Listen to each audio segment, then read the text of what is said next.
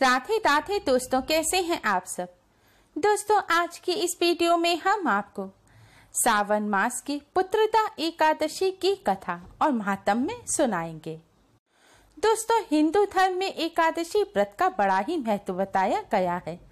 एकादशी तिथि भगवान विष्णु जी को समर्पित है।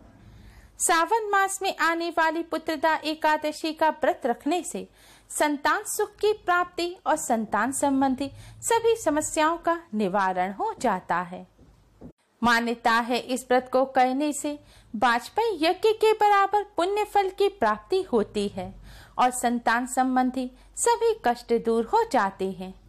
कहा यह भी जाता है कि जो निसंतान दंपत्ति पूरे तन मन से इस व्रत को करें तो उन्हें संतान सुख अवश्य ही प्राप्त होता है। पुत्रदा एकादशी का व्रत रखने से संतान को जीवन में सफलता मिलती है। संतान के जीवन में आने वाली सभी परेशानियां, कष्ट, विघ्न, बाधाएं दूर हो जाते हैं। इस एकादशी व्रत के महात्म्य के बारे में स्वयं भगवान श्री कृष्ण ने युधिष्ठिर को बताया था। एकादशी का व्रत पापों से मुक्ति दिलाने वाला है। माना जाता है पुत्रदा एकादशी का व्रत करने से घर में सुख समृद्धि आती है और भगवान विष्णु जी का आशीर्वाद प्राप्त होता है। एकादशी का व्रत सभी व्रतों में श्रेष्ठ माना जाता है। आज के दिन पुत्रदा एकादशी की कथा सुनने मात्र से ही भगवान श्री हरि विष्णु की कृपा से संतान सुखी, धनवान और दीर्घायु होती हैं। इसके साथ ही घर में सुख समृद्धि बनी रहती है और सौभाग्य की प्राप्ति होती है। पुत्रदा एकादशी की कथा इस प्रकार है। एक बार श्री युधिष्ठिर कहने लगे, हे भगवान, श्रावण शुक्ल एकादशी का क्या नाम है? इस व्रत को करने की विधि क्या है तथा इसका महात्म्य कृपा करके कहिए। मधुसूदन भगवान श्री कृष्ण कहने लगे कि इस एकादशी का नाम पुत्रदा एकादशी है। अब आप शांति पूर्वक इसकी कथा सुनिए। इसके सुनने मात्र से ही वाजपेयी यज्ञ का फल प्राप्त होता है। निसंतान दंपत्ति को संतान की प्राप्ति होती है। इसके साथ ही संतान सुखी, धनवान और दीर्घायु होती हैं। कथा इस प्रकार है। द्वापर युग के आरंभ में महिष्मती नाम की एक नगरी थी, जिसमें महिजीत नाम का राजा राज्य करता था। लेकिन पुत्रहीन होने के कारण राजा को राज्य सुखदायक नहीं लगता था। उनका मानना था कि जिसकी संतान ना हो उसके लिए यह लोक और परलोक दोनों ही दुखदायक हैं। पुत्र सुख की प्राप्ति के लिए राजा ने अनेक उपाय किए, परंतु राजा को पुत्र की प्राप्ति नहीं हुई। वृद्धावस्था आती देखकर राजा ने प्रजा के प्रतिनिधियों को बुलाया और कहा, हे प्रजाजनों, मेरे खजाने में अन्याय से उपार्जन किया हुआ धन नहीं है। ना मैंने कभी देवताओं तथा ब्राह्मणों का धन छीना है। किसी दूसरे की धरोहर भी मैंने नहीं ली। प्रजा को पुत्र के समान पालता रहा। मैं अपराधियों को पुत्र तथा बांधवों की तरह दंड देता रहा। कभी किसी से घृणा नहीं की। सबको समान माना है। सज्जनों की सदा पूजा करता हूँ। इस प्रकार धर्मयुक्त राज्य करते हुए भी मेरे पुत्र नहीं हैं, सो मैं अत्यंत दुख पा रहा हूँ। इसका क्या कारण है? राजा महिजीत के इस बात को विचारने के लिए मंत्री तथा प्रजा के प्रतिनिधि वन को गए। वहां बड़े बड़े मुनि ऋषियों के दर्शन किए। राजा की उत्तम कामना की पूर्ति के लिए किसी श्रेष्ठ तपस्वी मुनि को देखते फिरते रहे।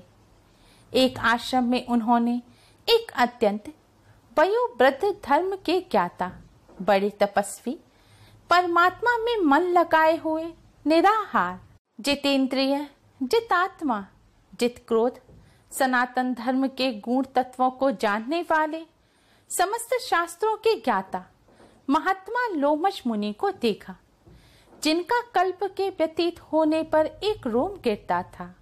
सबने जाकर ऋषि को प्रणाम किया। उन लोगों को देखकर मुनि ने पूछा कि आप लोग किस कारण से आए हैं? निसंदेह मैं आप लोगों का हित करूंगा। मेरा जन्म केवल दूसरों के उपकार के लिए हुआ है, इसमें संदेह मत करो। लोमश ऋषि के ऐसे वचन सुनकर सब लोग बोले, हे महर्षि, आप हमारी बात जानने में ब्रह्मा से भी अधिक समर्थ हैं, अतः आप हमारे इस संदेह को दूर कीजिए।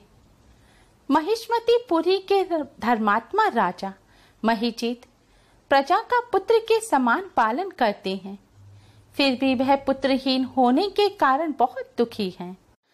उन लोगों ने आगे कहा कि हम लोग उनकी प्रजा हैं, अतः उनके दुख से हम भी दुखी हैं।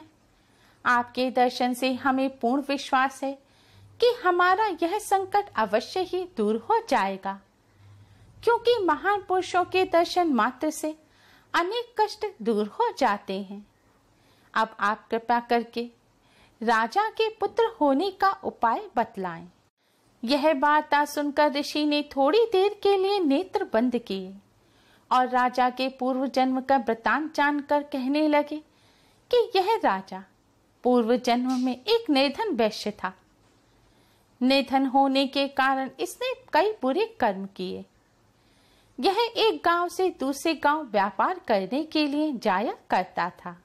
एक समय ज्येष्ठ मास के शुक्ल पक्ष की द्वादशी के दिन मध्याह्न के समय वह 2 दिन से भूखा प्यासा था। एक जलाशय पर जल पीने गया।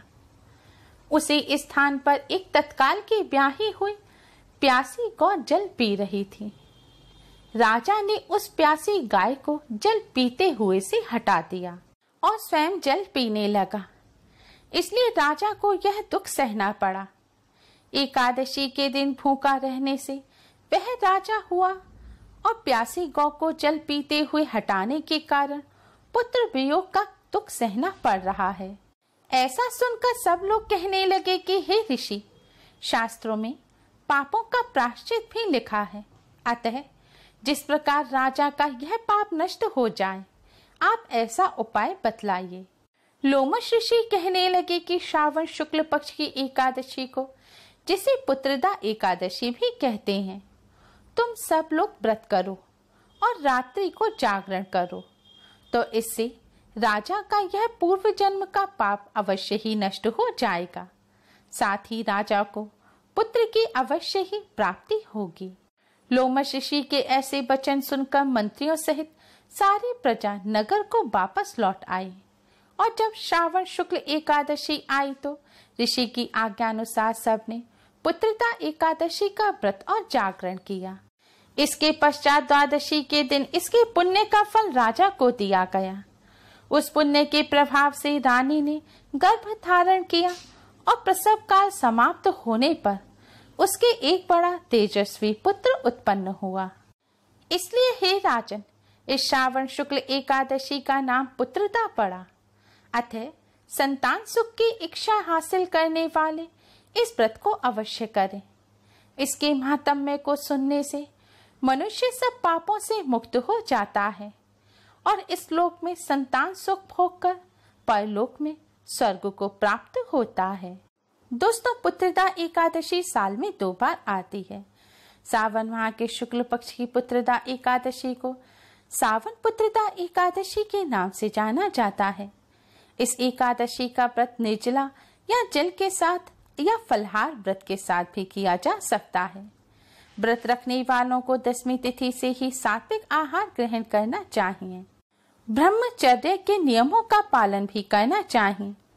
व्रत के दिन सुबह स्नान कर व्रत का संकल्प लें और भगवान विष्णु की पूजा करें। इसके बाद इस कथा को अवश्य ही सुनें। फिर रात्रि में भजन कीर्तन करते हुए भगवान श्री हरि विष्णु का पूजन करें। फिर द्वादशी तिथि पर किसी भूखे व्यक्ति या ब्राह्मण को भोजन कराकर अपना व्रत खोलें। संतान सुख की इच्छा रखने वाले व्यक्तियों को पुत्रदा एकादशी का व्रत अवश्य ही रखना चाहिए। आज के दिन पुत्रदा एकादशी की कथा सुनने मात्र से ही संतान सुखी, धनवान और दीर्घायु होते हैं। भगवान श्री हरि विष्णु जी की कृपा से संतान संबंधी कष्ट दूर हो जाते हैं। इसके साथ ही वाजपेयी यज्ञ के बराबर पुण्य फल की प्राप्ति होती है। उम्मीद है आपको हमारी ये वीडियो पसंद आई होगी। प्लीज लाइक करें, हमारी इस वीडियो को अपने फ्रेंड्स और रिश्तेदारों में ज्यादा से ज्यादा शेयर करें, जिससे वह भी इसका लाभ उठा सकें। हमारी और भी वीडियोस के लिए हमारे चैनल को सब्सक्राइब करना ना भूलें। Thanks for watching. Radhe Radhe.